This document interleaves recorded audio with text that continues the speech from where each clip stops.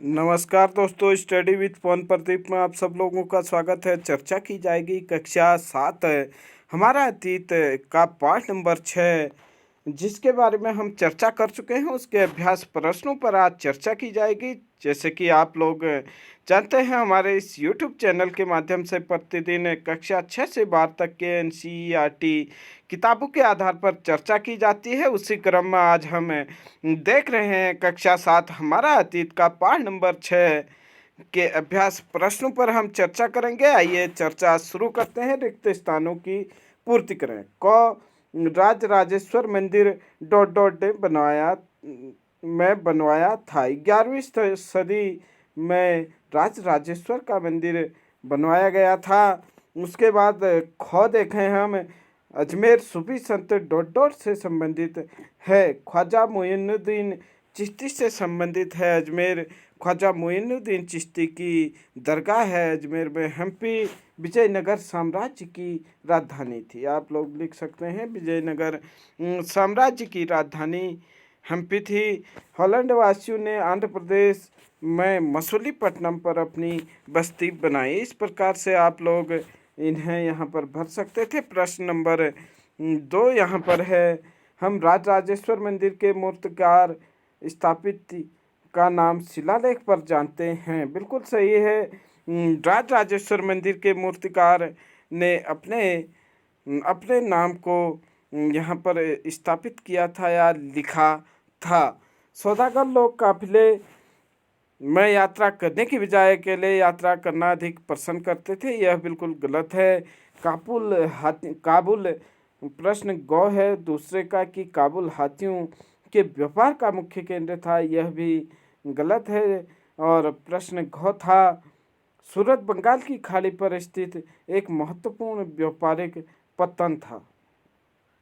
सूरत को देखें तो यह बंगाल की खाड़ी की बजाय अरब सागर की ओर है, और इसीलिए यह प्रश्न भी क्या है, गलत है। उसके बाद आइए चर्चा शुरू करते हैं। प्रश्न नंबर 3, तंजावुर को जल की आपूर्ति कैसे की जाती थी? तंजावुर नगर को जल की आपूर्ति कुओं और तालाबों द्वारा की जाती थी। उसके बाद प्रश्न नंबर 4 देखें, मद्रास जैसे बड़े नगरों में स्थित ब्लैक टाउन में कौन रहता था?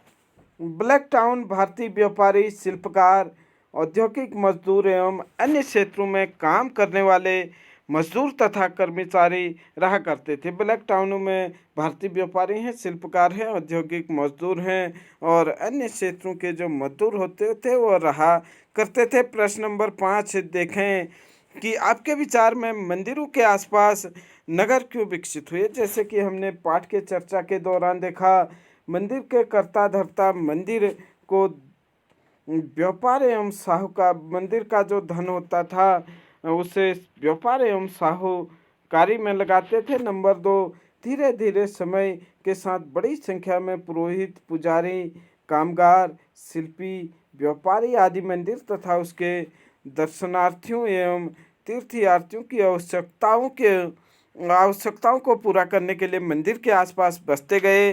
नंबर 3, मंदिरों के दर्शनार्थी भी दान दक्षिणा दिया करते थे तथा राजा द्वारा भूमि एवं धन अनुदान दिए जाते थे। इससे मंदिर के पुजारियों की आजीविका चलती थी। नंबर 4, तीर्थयात्री एवं पुरोहित पंडितों को मंदिर प्रशासन द्वारा भोजन कराया जाता था, जिससे मंदिर के पास साधु संतों और पुरोहित पंडितों का आवास स्थान बन गया था। आइए प्रश्न नंबर 6 देखें, मंदिरों के निर्माण तथा उनके रखरखाव के लिए शिल्पीजन कितने महत्वपूर्ण थे? उत्तर देखें, मंदिरों के निर्माण तथा रखरखाव के लिए शिल्पीजन निम्न कारणों से महत्वपूर्ण थे। नंबर 1, मंदिरों के निर्माण के लिए शिल्पी काफ़ी महत्वपूर्ण थे। शिल्पियों में सुनार हैं, केसरे हैं, लोहार हैं, राजमिस्त्री हैं, बढ़ई हैं, ये सब शामिल होते थे।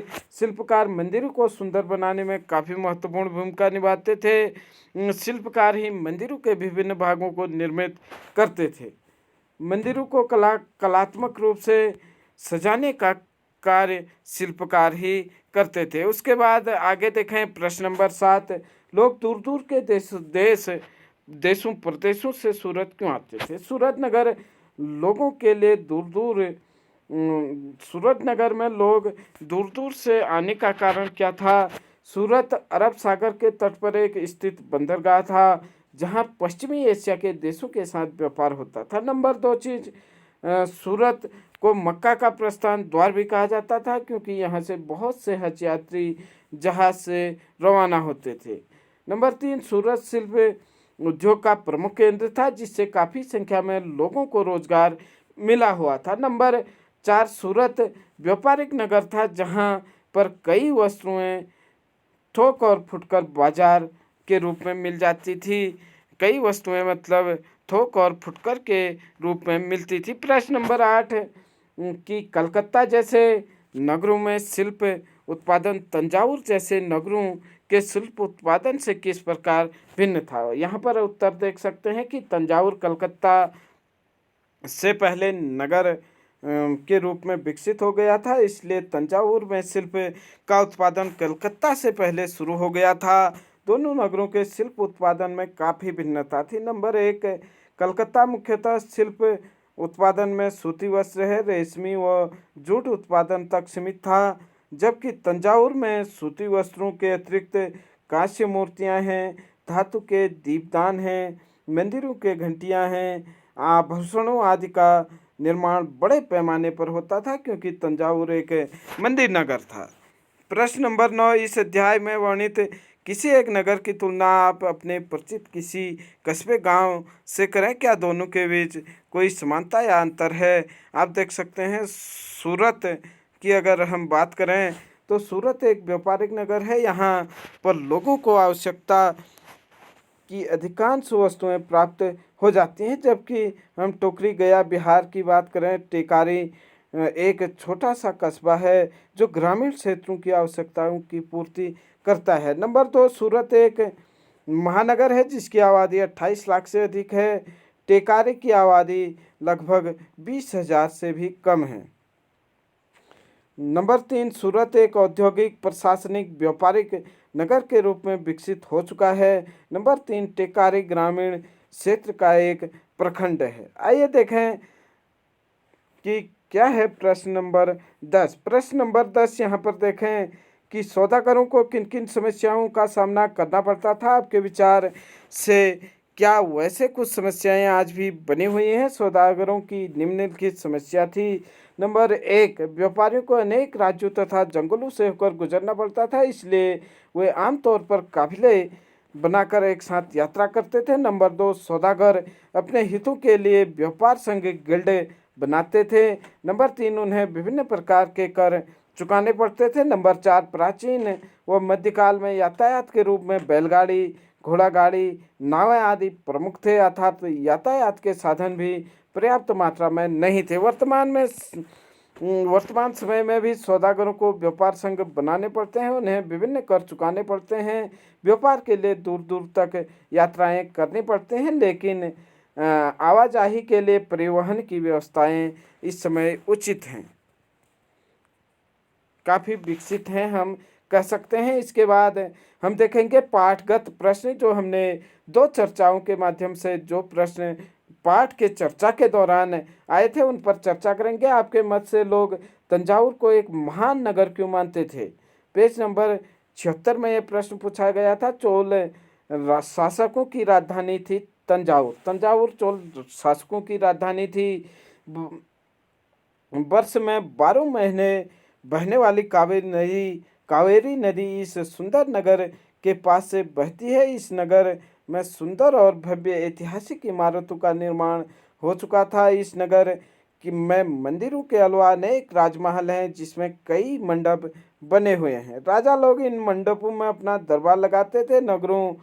नगरें उन बाजारों की हलचल से भरा हुआ करती थी। तंजावुर एक मंदिर नगर का उदाहरण है। मंदिर नगर नगरीकरण का एक अत्यंत महत्वपूर्ण प्रतिरूप प्रस्तुत करते हैं। नंबर दो प्रश्न यहाँ पर पूछा गया था कि आपके विचार से इस प्रविधि के प्रयोग लुप्तमोम तकनीकी के क्या क्या लाभ थे?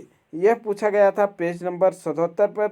लुप्तमोम तकनीकी के अंतर्गत सर्वप्रथम मोम की एक प्रतिमा बनाई जाती थी। इसे चिकनी मिट्टी से पूरी तरह से लीप करके सुखाने के बाद सुखाने के लिए छोड़ दिया जाता था। जब वह पूरी तरह सूख जाती थी तो उसे गर्म किया जाता था। उससे मिट्टी के आवरण एक छोटा-सा छेद बनाकर उस छेद के रास्ते से सारा पिघला हुआ मोम बाहर निकाल दिया जाता था। फिर चिकनी मिट्टी के खाली सांचे में उसी छेद के रास्ते पिघली हुई धातु भर दी जाती थी। जब वह धातु ठंडी होकर ठोस हो जाती थी तो चिकनी मिट्टी के आवरण को सावधानीपूर्वक हटा दिया जाता था।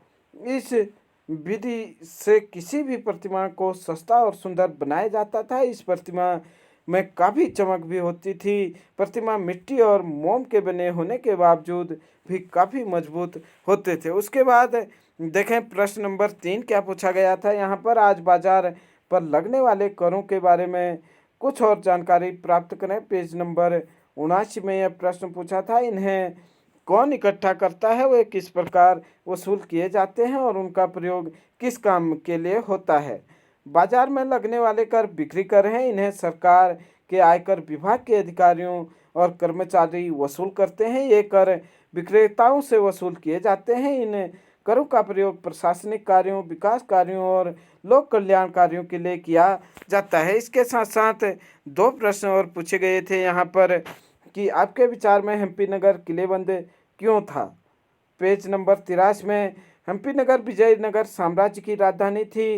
विजयनगर साम्राज्य की राजधानी होने के कारण सुरक्षा की दृष्टि से इस नगर को किलेबंद किया गया था, जिससे यह नगर बाहरी आक्रमण से सुरक्षित रह सके। प्रश्न नंबर 5 इसमें पूछा गया था कि अंग्रेजों और हॉलैंड वासियों ने मसूलीपट्टनम में अपनी बस्तियां बसाने का निर्णय क्यों लिया। पेज नंबर 85 पर यह प्रश्न पूछा गया था। उत्तर देखेंगे हम। मसूलीपट्टनम समुद्र के किनारे बसा हुआ था। पहले यहाँ मछुआरे रहते थे, लेकिन धीरे धीरे व्यापारी लोग भी यहाँ आकर रहने लगे। व्यापारी लोगों को दूसरे देशों के साथ व्यापार करना होता था। यहाँ पर इंग्लैंड तथा हॉलैंड के निवासी आते जाते रहते थे। वह यहाँ पर रुकते भी थे। इस स्थान पर जहाज़ों के लिए लंगर डालने की व्यवस्था हो गई थी। व्यापारिक सुविधाओं के कारण ही अंग्रेज और हॉलैंड वासियों ने मसूलीपट्टनम में अपनी बस्तियों का निर्माण किया और अपनी बस्तियां बसाने का यहाँ पर निर्णय किया। इस प्रकार से हमने चर्चा की पाठ 6 हमारा अतीत कक्षा 7 के अभ्यास प्रश्नों पर। अगर आप लोगों को यह चर्चा अच्छी लगी तो अपने अधिक से अधिक मित्रों के साथ शेयर कीजिएगा। तब तक के लिए आप हमारे साथ यूं ही बने रहे।